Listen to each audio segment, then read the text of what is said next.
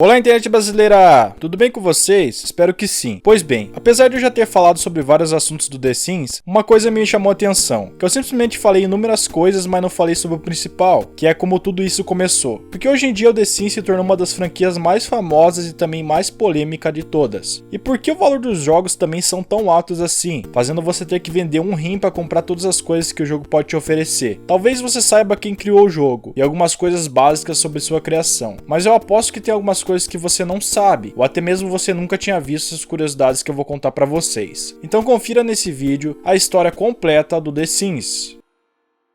Como você deve ter percebido, uma das coisas que eu mais invisto tempo e também prezo aqui no meu canal é pela qualidade das edições. E no mundo atual, sinceramente não tem como você crescer um canal ou apresentar um vídeo sem ter uma boa edição. Então se você curte esse assunto ou quer ter um canal no YouTube e não faz ideia de como começar sua produção, eu te dou uma dica. Entra no site aí embaixo da descrição e entra pro time dos mestres da edição. O treinamento mais completo que vai te ensinar desde o básico até o mais avançado, a editar vídeos com formato profissional e dinâmico, usando tanto o computador quanto o seu celular, além de uma estrutura completa para você aprender a fazer artes criativas para o seu site, blog, miniaturas para o YouTube, stories e feeds do Instagram. Então não perca tempo, clica no link aí abaixo e corre lá.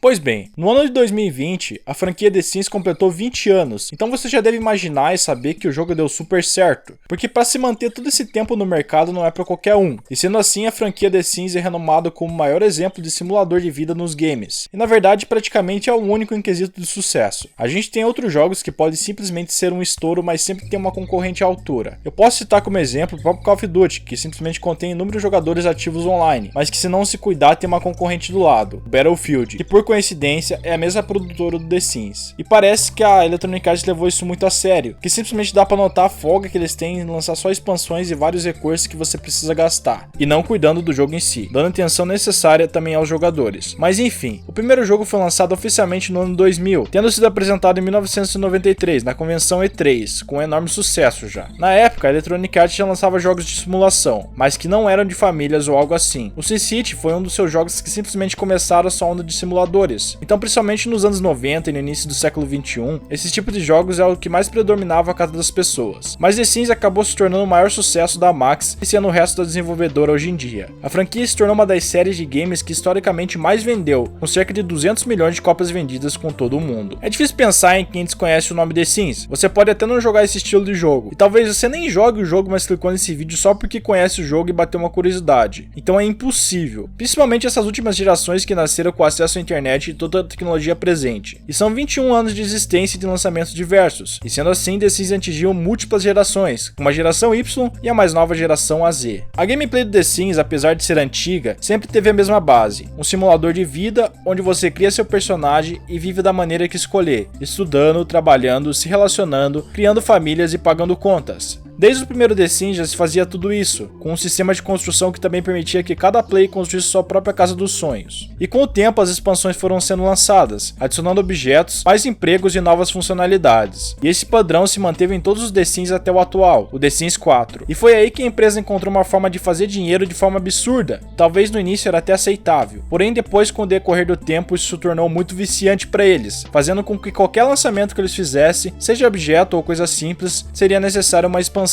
em vez de simplesmente lançar uma atualização. Mas a história por trás da franquia começou bem antes do lançamento do primeiro game. O designer de games Rewrite, dono de toda a parada e também o que deu início do projeto, ele perdeu a sua casa para um incêndio em 1991, forçando ele a recomeçar sua vida do zero. E essa experiência acabou dando a ele uma ideia de adaptar essa experiência em um modelo virtual, sem a parte do desastre, é claro. E o Wright ele se inspirou em criar uma espécie de casa de boneca virtual, ou seja, uma brincadeira de faz e conta da vida real dentro de um computador. Sua proposta foi levada até os diretores da Maxis, que tiveram com muita pouca fé na ideia, até que a Electronic Arts comprou a empresa em 1997, quando foi trocado de diretoria e essa se renovou e passou a ver uma grande oportunidade de dar sequência à franquia The Sims iniciada por SimCity, que já tinha um grande sucesso. A partir daí a idealização de Wright se fundiu aos Sims e resultou no primeiro The Sims, que segundo Wright tinha como objetivo inicial ser uma sátira da sociedade consumista estadunidense. Isso pode ser observado, por exemplo, na hierarquia de necessidades. Todos os Sims precisam se socializar, se divertir divertir, comer, dormir, se limpar e usar o banheiro, representando a visão de Wright sobre a sociedade americana. Quando não se paga contas, um comprador vem à sua casa tomar pertences. Quando se morre, a morte vem lhe buscar. Então The Sims foi criado com uma ideia da sátira da vida, com elementos reais trazidos de forma mais leve, divertida e até mesmo cômica.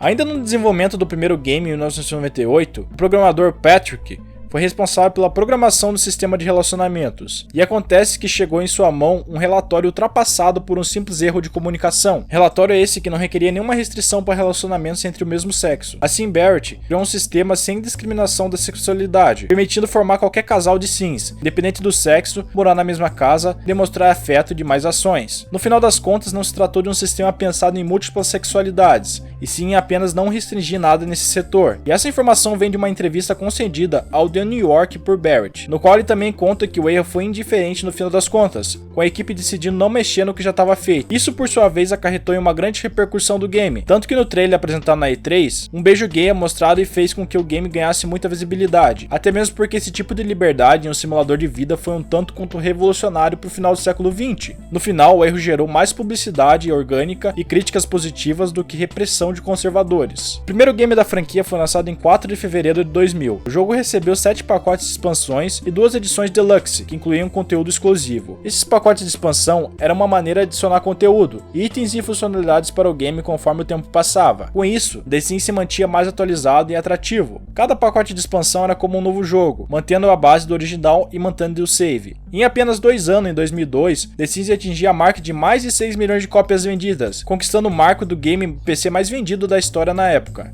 E em 2005, o jogo já tinha 16 milhões de cópias vendidas em todo o mundo. Enquanto a Maxis publicou o primeiro jogo, The Sims 2 foi publicado pela Electronic Arts em setembro de 2004. A sequência trazia um jogo completamente tridimensional, enquanto o primeiro possuía a câmera fixa. E como novidade, um sistema de envelhecimento do The Sims foi adicionado com 7 estágios de vida, da infância até a terceira idade e morte. Sims passaram também a possuir personalidade, com aspirações, gostos e medos que podiam ser escolhidos durante a criação dos Sims. Esse sistema afetava as relações entre Sims, criava algumas opções de interações personalizadas. Dias da semana também foram adicionados, com férias e diferenciações de finais de semana, onde não se trabalha ou estuda. 8 expansões foram lançadas para esse jogo, junto de 9 pacotes de itens. The Sims 2 também recebeu uma loja online, com mais de 400 itens disponíveis para ser incluídos no jogo, alguns de graça e outros como prêmios. A Electronic Arts lançou o terceiro jogo principal da franquia em junho de 2009, mas essa sequência já havia sido pronunciada em novembro de 2006. O grande diferencial do The Sims 3 foi a abertura do mapa, onde se podia andar e interagir livremente com todo o mapa da cidade em questão, sem ter que carregar uma tela de lote em lote. Novas funções de criação de Sims também foram adicionadas, assim como ferramentas de construções. Mais interatividade foi incrementada no game através do sistema de oportunidades, no qual se podia aceitar ou recusar oportunidades de trabalho, sociais ou simplesmente aleatórias que chegavam ao Sim. The Sims 3 também conquistou seu recorde, vendendo 1,4 milhões de cópias apenas na primeira semana e se tornando o maior lançamento de jogo de PC na história. O jogo recebeu 11 expansões e 9 pacote de itens. O mais recente jogo da franquia foi anunciado em maio de 2013 e lançado em setembro de 2014. Enquanto o anúncio do game veio pela Electronic Arts, o desenvolvimento ocorreu pela Maxis. The Sims 4 foge um pouco do mesmo universo dos jogos anteriores, que compartilhavam de famílias NPCs e cidades. The Sims 4 trouxe um novo universo e cortou o mapa aberto, trazendo de volta, em partes,